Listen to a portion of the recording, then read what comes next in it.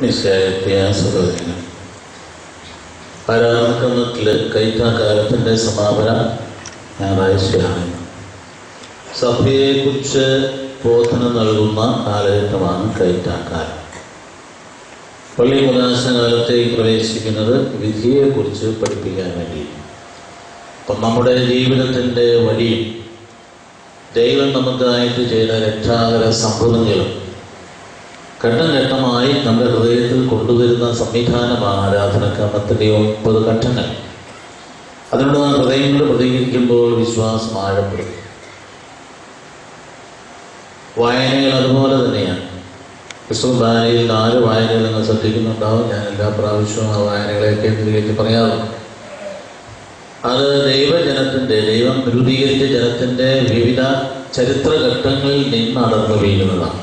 സാധാരണഗതിയിൽ ആദ്യ വായനകൾ വരുന്നത് പഞ്ചഗ്രന്ഥിയിൽ നിന്നാവും. പിന്നെ ലേവായുടെ പുസ്തകത്തിൽ നിന്നാണ്. ദൈവജനം രൂപീകരിച്ച ഉടനെ അവർക്ക് മാർഗദർശനം ദൈവം നൽകുന്നതാണ്. സാമൂഹ്യ നിയമങ്ങൾ നൽകുന്നതിൻ്റെ ഭാഗമാണ് ഇപ്പോൾ നിങ്ങൾ കേട്ടത്. അതായത് നിങ്ങൾ അയൽക്കാരെ സ്നേഹിക്കണം, ഞാൻ സ്നേഹമാണ് എന്നൊക്കെ പറഞ്ഞിട്ട് 10 കൽപ്പന നൽകുന്ന ഭാഗത്തിൽ നിന്ന് അടർത്തിയെടുത്ത ഭാഗമാണെന്ന് കേട്ടത്. രണ്ടാമത് നിങ്ങൾ കേട്ടത്, ഈ ജനം കുറേ നൂറ്റാണ്ടുകൾ ജീവിച്ചു, വന്ന വഴി മറന്നുപോയി, അഹങ്കരിച്ചു, വിശ്വാസം ത്യജിച്ചു, ദൈവം രക്ഷിച്ചു. യെശയ്യായുടെ പ്രവചന ഭാഗങ്ങൾ നാം കേൾക്കുമ്പോൾ എങ്ങനെ വ്യാഖ്യാനിക്കുമെന്ന് ഭയപ്പെടാറുണ്ട്. കാരണം അതുപോലെ ആഴമായുള്ള കാര്യങ്ങളാണ് ദൈവം പറയുന്നത്. ദൈവജനത്തെ ദൈവം തന്നെ ശിക്ഷിക്കും. അതൊക്കെ ശക്തമായ ബോധന നൽകുന്നു. നിന്റെ സമ്പത്ത് ഞാനാണ്, ദൈവഭക്തിയാണ് യഥാർത്ഥ സമ്പത്ത്, നിന്റെ ആയുസ്സിൻ്റെ ഉറപ്പ് ഞാനാണ് എന്ന് പറയുന്ന ഭാഗമാണ് നിങ്ങൾ കേട്ടത്. നിന്റെ ആയുസ്സിൻ്റെ ഉറപ്പ് ഞാനാണ്. പൗലോസ് പുതിയ ഘട്ടത്തിലേക്ക് എത്തിയപ്പോൾ ദൈവജനത്തിൻ്റെ ആ വളർച്ചയുടെ ഘട്ടങ്ങളിൽ നിന്ന് എടുത്ത് പറയുന്നു. അദ്ദേഹം സഹിച്ച സഹനത്തെക്കുറിച്ചാണ്. തെസ്സലോനിക്കയിൽ നിന്ന് അതിൻ്റെ അടിയും കൊണ്ടുപോയി അപ്പോൾ അവരെക്കുറിച്ചുള്ള ഓർമ്മയിൽ എഴുതുകയാണ്. നിങ്ങളെ കാണാൻ ഞാൻ ആഗ്രഹിച്ചു, ആത്മാവിൽ അല്ലെങ്കിലും ശാരീരികമായും കുറേ കാലത്തിന് അകന്ന് നിൽക്കേണ്ടി വന്നു. എങ്കിലും നിങ്ങളാണ് ഞങ്ങളുടെ അഭിമാനത്തിൻ്റെ മഹിമയും കിരീടവും കർത്താവിൻ്റെ വരവിൽ എന്ന് പറഞ്ഞിട്ട് ഇന്നത്തെ സുവിശേഷം ഭക്താശരാകാതെ നിരന്തരം പ്രാർത്ഥിക്കുമെന്ന് പഠിപ്പിക്കാൻ ഈശോ ഒരു ഉപമ പറഞ്ഞു. നാം വലിയ കൺവെൻഷൻ ക്രമീകരിച്ചിരിക്കുകയാണ്.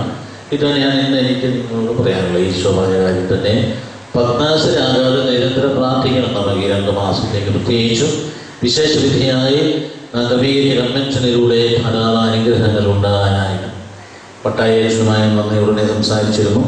അച്ഛൻ പറഞ്ഞു, ആളുകളോട് പറയണം, വ്യക്തിഗതമായും കുടുംബപരമായും പെരിയിൽ പങ്കെടുത്ത് പ്രാർത്ഥിക്കാൻ ഒരുങ്ങാനും പറയണം എന്നത് ആവശ്യപ്പെട്ടാണ് നിങ്ങൾ അറിയിക്കുകയാണ്.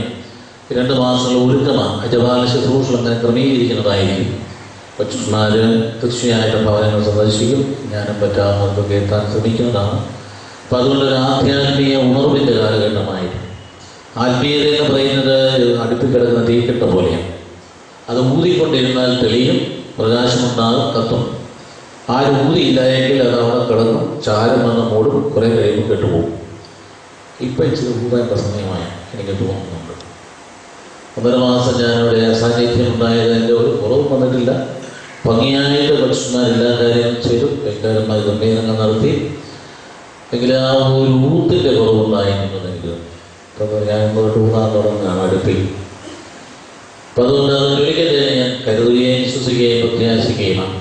1.5 മാസത്തിൽ ഞാൻ ദൂരെയൊന്നും അല്ലായിരുന്നല്ലോ, നിങ്ങളുടെ മക്കളുടെ കൂടെയായി. ശാരീരികമായ ദൂരെയായിരുന്നെങ്കിൽ പോലും നിങ്ങളുടെ തന്നെ മക്കളുടെ കൂടെയാണ്. നിങ്ങൾക്ക് വിശേഷം കേൾക്കാൻ താല്പര്യമുണ്ടാകും. കുർബാനയധികം സമയമെടുക്കാൻ അവർക്കില്ലാത്തതുകൊണ്ട് ജെയിംസിനകത്ത് ഞായറാഴ്ച വരും. ഇപ്പോൾ യാത്രയുടെ സമ്മേളനത്തിൽ എന്ന് പറയുന്നതായിരിക്കും.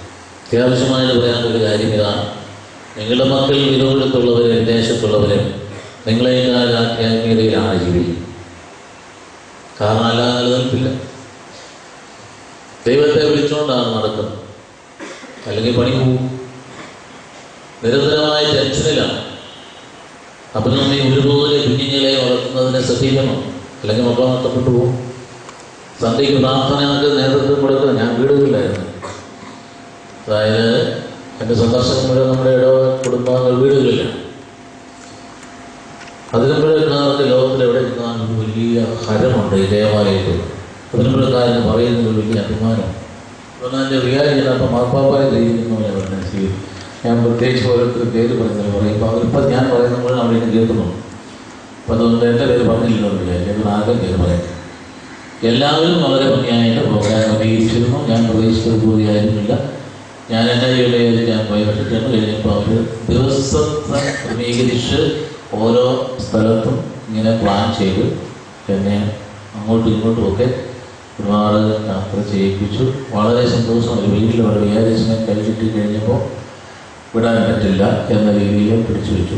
ഓരോ ദിവസം ഓരോ വീട്ടിൽ നേരം വിളക്കുമ്പോൾ പിള്ളേർക്ക് അയച്ചില്ല, അച്ഛൻ പോയി. അപ്പോൾ ഒരു വൈകാരികമായ ബന്ധം ദേവാലയത്തോട് അതിർപ്പിലക്കാർ ലോകത്തിൽ എവിടെ ചെന്നാലോ, അമേരിക്കയിൽ ഞാൻ കണ്ടു, ഇംഗ്ലണ്ടിൽ കണ്ടു, അയർലൻഡിൽ കണ്ടു. അവരോട് പറഞ്ഞേക്കണം, ആ ഒരു ആത്മീയമായിട്ടുള്ള നിലപാട് വളർത്തിക്കൊണ്ട് പോകണം എന്ന് വേണ്ടി നമ്മൾ ഉണർത്തിയിരിക്കും. സാമ്പത്തികമായി അച്ചടക്കം അടിച്ചേൽപ്പിക്കുന്ന രാജ്യങ്ങളാണ് ഇപ്പോൾ പാശ്ചാത്യനാട്. സാമ്പത്തിക അച്ചടക്കം അവർ ചെയ്യുന്നതിൻ്റെ പകുതിയെങ്കിൽ നമ്മൾ ചെയ്തതിന് നമ്മൾ പണ്ട് സൂപ്പർ പവറായി. സാമ്പത്തിക അച്ചടക്കത്തിൻ്റെ ഭാഗം നമ്മുടെ ആളുകളെ വരിഞ്ഞു നോക്കി. അവർക്ക് ഇപ്പോൾ ഓവർ ടൈം ചെയ്യാനൊന്നും ആകില്ല, കിട്ടിയില്ല. ആഴ്ചയിൽ ഇത്ര മണിക്കൂറുകൾ ഇത്ര ദിവസങ്ങളോ വെട്ടിക്കുറച്ചിട്ടുണ്ട്. 4-5 ദിവസം ചെയ്യുന്നവരുണ്ട്, 3-4 കുറച്ച് ശമ്പളം കുറയും. പ്രിവിലേജ് എല്ലാം വെട്ടിക്കുറച്ചു. പണ്ട് നമുക്കറിയാം, ബ്രിട്ടനിലൊക്കെ പിള്ളേർ എഞ്ചിനീയറിങ്ങിന് പോയാൽ ഉച്ചവരെ ക്ലാസ്, ഉച്ച കഴിഞ്ഞ് ജോലി ചെയ്ത് കാശുണ്ടാക്കാം. അതെല്ലാം നിരോധിച്ചു. കാരണം രാഷ്ട്രം അവർ വരിഞ്ഞു മുറുക്കി സാമ്പത്തിക പദ്ധതിയിലേക്ക് കൊണ്ടുപോകാനുള്ള ശ്രമത്തിൻ്റെ ഭാഗമായി പ്രത്യേകിച്ച് വിദേശികളായ ആളുകൾ ഒരുപാട് ചേരുന്നു. ജീവിക്കാനും സുഖം ഇവിടെ തന്നെയാണ്. ലോകത്തിൽ എവിടത്തേക്കായാലും ജീവിതത്തിന് സന്തോഷവും സുഖവും കേരളത്തിൽ തന്നെ. ഒരു ദൈവത്തിൻ്റെ നാടാണ് എന്നൊരു സംശയമില്ല. ഇടയ്ക്കിടയ്ക്ക് വിചാരിച്ച മക്കളുണ്ട് എന്നുള്ള ദോഷമല്ലാതെ മറ്റൊരു കുറവുമില്ല. കാരണം വളരെ സന്തോഷകരമായിട്ട് മുഖപ്രസന്നതയോടുകൂടി വെയിലും കൊണ്ട് ശരീരത്തിൻ്റെ ആരോഗ്യത്തിൽ നടക്കാൻ പറ്റിയ കാലാവസ്ഥ നമ്മുടേതാണ്. 12 മാസവും ആർക്കും 10 പൈസ കൊടുക്കാതെ നല്ല ഒന്നാമത് ശുദ്ധജലം വാങ്ങി കിണറ്റിന് പോയി കുടിക്കാൻ പറ്റുന്ന സ്ഥലം നമ്മുടേതാണ്. ഭൂമിയിൽ വേറൊരിടത്തും ഇതുപോലെ വെള്ളം കിട്ടില്ല, കാശ് കൊടുക്കണം വെള്ളത്തിന്. അതുപോലെ തന്നെ ഇത്രയധികമായിട്ട് പ്രകൃതിയെ അനുഗ്രഹിച്ചിരിക്കുന്ന ഒരു നാട്, അത് നമ്മളൊന്ന് മനസ്സിലാക്കുന്നതല്ല. പക്ഷേ ഇവിടുത്തെ ദോഷം അച്ചടക്കമില്ലാത്ത ജനതയാണ്. അതാണ് നമ്മുടെ കുഴപ്പം. ആ അച്ചടക്കം നമുക്കുണ്ടായിരുന്നെങ്കിൽ എത്രയോ ശക്തമായി. അതുപോലെ തന്നെ യാതൊരു ധാർമ്മിക ബോധമില്ലാത്ത രാഷ്ട്രീയക്കാർ. രാഷ്ട്രീയ അതിപ്രദർശനമാണ് അവിടെ ഏറ്റവും വലിയ രോഗം. അവിടെ തെരഞ്ഞെടുപ്പ് കാലത്ത് മാത്രം രാഷ്ട്രീയത്തെ കുറിച്ച് കേൾക്കാറുള്ളൂ. അപ്പോൾ അവർ മത്സരിക്കും, ജയിക്കുന്ന പാർട്ടിയുടെ പ്രതിപക്ഷവും സഹകരിക്കും. രാജ്യത്തിൻ്റെ ഉത്ഥാനത്തിലും മേലുത്ഥാനം കഠിനമായിട്ട് അധ്വാനിച്ചുകൊണ്ടിരിക്കും. ഇവിടെ തെരഞ്ഞെടുപ്പ് വഴി ജയിക്കുന്നവനെന്നും ജയിപ്പിക്കാതിരിക്കാൻ സർവ്വപണി നടത്തിക്കും. വികസനം ഉണ്ടാവില്ല. ഒരു രാജ്യത്തിൻ്റെ വികസനത്തിന് അടിസ്ഥാനപരമായ കാര്യം വഴിയാണ്, യാത്രാ സൗകര്യങ്ങൾ. ബ്രിട്ടനിൽ ഞാൻ അങ്ങോട്ട് അങ്ങേറ്റൊക്കെ യാത്ര ചെയ്തവരെ എയർ ടിക്കറ്റ് ക്രമീകരിച്ചാണ്. എയർ ടിക്കറ്റും ട്രെയിൻ ടിക്കറ്റും ഒക്കെ വലിയ വ്യത്യാസമൊന്നുമില്ല. എല്ലാ സ്ഥലങ്ങളും അങ്ങേറ്റൊക്കെ പോകണമെങ്കിൽ അമേരിക്കയിൽ ഇതുപോലെ തന്നെ നമുക്കറിയാം ദൂരതയിൽ യാത്ര ചെയ്യുന്നു. ചിക്കാഗോയിൽ നിന്ന് കാലിഫോർണിയയിലേക്ക് 5 മണിക്കൂർ വിമാനയാത്രയുടെ അകലം. കാലിഫോർണിയയിൽ നിന്ന് വീണ്ടും ന്യൂജേഴ്സിയിലേക്ക് അത്രയും തന്നെയാണ്. പിന്നെ അവിടെ ന്യൂയോർക്കിലേക്ക്. ഇതെല്ലാം ക്രമീകരിച്ചത് പ്ലെയിൻ യാത്ര വഴിയാണ്. അപ്പോഴാണ് നമ്മുടെ വാർത്ത ഇവിടെ കേട്ടത് ആറന്മുള ഒരു എയറോഡ്രോം ഉണ്ടാകുന്നതിനെതിരായി അതിനുണ്ടായിക്കൊണ്ടിരിക്കുന്ന റൺവേയിൽ കൊണ്ട് തെല്ല് വെച്ച് സമരം. അത്ര കാടന്മാരായി പോകുമല്ലോ നമ്മൾ. ഇത് ലോകം മുഴുവൻ കണ്ടുകൊണ്ടിരിക്കുക. അതിൻ്റെ വെളിയിൽ പ്രധാന ഞാൻ പറയുന്ന കാര്യങ്ങൾ അവരോട് കേൾക്കുന്നുണ്ട്. ഇന്നലെ മിനിഞ്ഞാങ്ങളുടെ ഒത്തത്തിൽ കണ്ടു അതിവേഗ ട്രെയിൻ വരുന്നതിനെതിരെ സമരം. നമ്മളെങ്ങനെ പുരോഗമിക്കാം? പണ്ടെങ്ങാണ്ട് ഒരു എക്സ്പ്രസ് ഹൈവേ വന്നതിനടുത്ത് സമരം. വഴിയില്ലാതെ ഒരു കാലത്തും ഇവിടെ ഉണ്ടാവില്ലെന്ന ധാരണ ആളുകൾക്ക് ഉണ്ടാക്കി കൊടുക്കുന്ന നല്ലതാണ്. ഈ വഴി തന്നെ ഉണ്ടായെങ്കിലേ വീടുകൾ പുരോഗമിക്കും. അയൽപക്കത്തെ വീട്ടുകാർക്ക് വഴി കൊടുക്കരുതെന്നില്ലേ നമ്മുടെ ധാരണ. അവിടെ കർക്കശമായ നിയമമാണ്. അതുകൊണ്ട് തന്നെ എല്ലാ വഴികളും കമ്പ്യൂട്ടറൈസ്ഡാണ്. നാവിഗേറ്റർ എന്ന് പറഞ്ഞ മെഷീൻ കയറി വെച്ച് കഴിഞ്ഞാൽ കാറിനകത്തുണ്ടെങ്കിൽ അത് ഓൺ ചെയ്ത് അഡ്രസ്സും ഫിക്സ് ചെയ്ത് വീടിൻ്റെ നമ്പറും അത് കുത്തിയാൽ എവിടെ വേണമെങ്കിലും എത്താം. വണ്ടി പോകുന്ന സമയത്ത് അത് പറഞ്ഞുകൊണ്ടിരിക്കും, ഇന്ന വഴി ഇന്നടുത്ത് അവിടെ കൊണ്ട് എത്തി. ഇത് കണ്ടുപിടിച്ചത് ഒരു മലയാളി എഞ്ചിനീയറാണ്. നമ്മുടെ തലച്ചോറ് അവർ ഉപയോഗിക്കുന്നു, നമ്മളിവിടെ തിരഞ്ഞെടുപ്പ് നിൽക്കുന്നു. വഴി കൊടുക്കുകയില്ല മറ്റുള്ളവർ വീട്ടിലേക്ക്. അപ്പോൾ അതുകൊണ്ട് ഇതിലൊക്കെ ഒരു വലിയ മാറ്റം വരേണ്ടതാണ്. അച്ചടക്കം എന്ന് പറയുന്ന ജീവിതത്തിൻ്റെ ഭാഗമായിട്ട് നമുക്കിവിടെ മനോഹരമായ ഒരു സ്റ്റേഡിയം നിർമ്മിക്കുക ഒരുപാട് ക്ലേശിച്ചു. നിങ്ങൾക്കറിയാൻ ചുറ്റുപാടുകൾ പലരും ചോദിക്കാറുണ്ട്, ഇത് എവിടെ നീ പണമെല്ലാം വരുന്നത്? എനിക്കറിയാൻ പാടില്ല. ഞങ്ങൾ ഒരു കാര്യം ചെയ്യുന്നുണ്ടെന്ന് അറിയാം. സഭ ആഗ്രഹിക്കുന്ന രീതിയിൽ കർത്താവ് ആഗ്രഹിക്കുന്നതിൽ ഒരു ജനത്തിന് വഴി നടത്തിക്കാൻ വേണ്ടി പരിശ്രമിക്കുന്ന പ്രാർത്ഥനയിലൂടെ ആഗ്രഹം തരുന്നു. അതിനപ്പുറത്തോട്ട് ആരുടെയും കഴിവും കാര്യങ്ങളൊന്നും അല്ലെങ്കിൽ പിമ്പിലുള്ളൂ. അതുകൊണ്ട് ബാധ്യതകളുണ്ടെന്നറിയാം. കഴിഞ്ഞ ബഡ്ജറ്റിൽ അതീതമാണ് ഇവിടുത്തെ 4 നിലയിൽ 2 നില, അപ്പുറത്തെ ഷോപ്പിംഗ് കോംപ്ലക്സിന് മുകളിലത്തെ നിലയൊക്കെ കഴിഞ്ഞ ബഡ്ജറ്റിൽ ഇല്ലാത്തതാണ്. സ്വാഭാവികമായ ബാധ്യത വരും. ചെയ്ത് തീർത്താൽ പിന്നീട് വലിയ തുക ചെലവഴിക്കേണ്ടല്ലോ എന്ന് ചെയ്ത്. അതുകൊണ്ട് നിങ്ങൾ സഹകരിക്കണം നിങ്ങളുടെ കാര്യങ്ങൾ ഭംഗിയായിട്ട് കൊണ്ടുപോകുന്നതിനായി. ഒരു ഫ്ലാറ്റിൻ്റെ ആശയം എല്ലാവർക്കും സന്തോഷകരമായിട്ട് അവരറിയാം. എല്ലാവർക്കും ഞാൻ ആരോടും പണം ചോദിച്ചിട്ടില്ല, കാര്യങ്ങൾ പറഞ്ഞിട്ടുണ്ട്. ആരും എന്നെ തരണമെന്നും പറഞ്ഞിട്ടുണ്ട്. അതിന് പള്ളിയുടെ അക്കൗണ്ടിലൂടെ അയച്ചാൽ മതി. അച്ഛൻ പോയി കഴിയുമ്പോൾ ഇങ്ങനെ പണം ഒരുപാട് കൊണ്ടുവന്ന് വേണം എന്നൊക്കെ ചിന്തിക്കുന്ന മണ്ണാൻപുറ്റി വേണ്ട. ആ വഴിയിലൊന്നും പണം കിടപ്പില്ല. ഞാൻ ഒരുപാട് നിരത്തുകൾ നോക്കി, എവിടെയും കിടപ്പുണ്ടോ, അവിടെ ഒന്നും കണ്ടില്ല.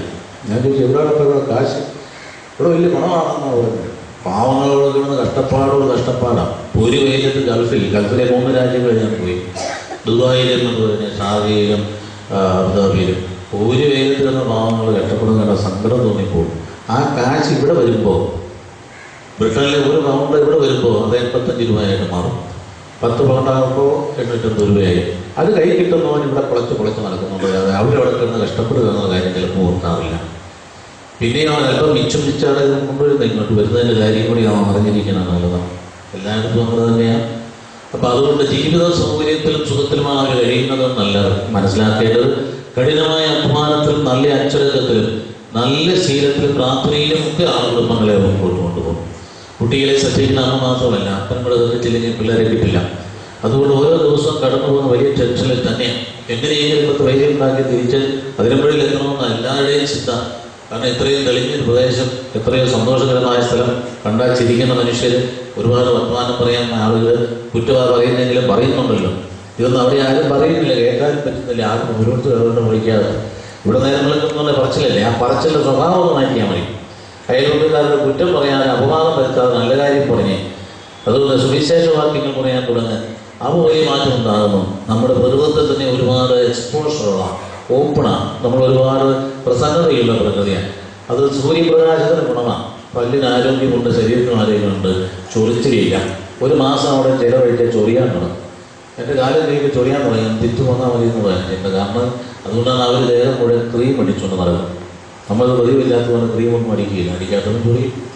അപ്പം അതുകൊണ്ട് നോക്കി കാലാവസ്ഥ തന്നെ എത്രയോ അനുഗ്രഹപ്രദമാണ് നമ്മൾ മനസ്സിലാക്കുന്നത്.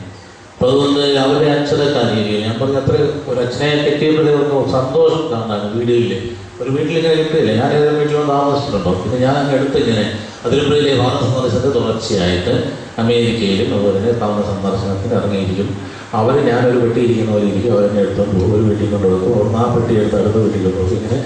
ഇങ്ങനെ മാറി അവസാനം കഴിയുമ്പോൾ അത്രയും ദിനങ്ങളിൽ ആ കുടുംബങ്ങൾക്ക് ആധ്യാത്മികമായിട്ടുള്ള ആന്തരികമായ ഒരു സന്തോഷവും തൃപ്തിയും ഉണ്ടായി എന്ന് കാണുന്നതിലാണ് എൻ്റെയും സന്തോഷം. നിങ്ങളെ കൊണ്ട് പറ്റുമോ? ഓരോ ദിവസവും ഒരു രാത്രി ഒരു വീട്ടിൽ, അതിന് അടുത്ത മറ്റേ വീട്ടിൽ, ഇത് മത്സരമായി. അത് വേറൊരു വീട്ടിൽ, പിന്നെ ഒരു പ്ലാൻ ചെയ്ത് നോക്കുകയാണ്. ഇനി മറ്റൊരു വീട്ടിൽ പോകാൻ ഇവിടെ നേരെ ഇരിക്കും. അങ്ങനെ വരുമ്പോൾ ഉച്ചയ്ക്ക് ഒരു വീട്ടിലാണ്. അങ്ങനെ ഇതെല്ലാം കഴിഞ്ഞിട്ട് ഞാൻ ഇത്രയും മണ്ണും വയറും വെച്ച് നിങ്ങൾ വിചാരിക്കും ഞാൻ എന്തെങ്കിലും പരിശ്രമിച്ചിട്ടാണ് ഇത് വലിയ പുറത്ത് ചാടാൻ സൂക്ഷിച്ചെന്നറിയാം.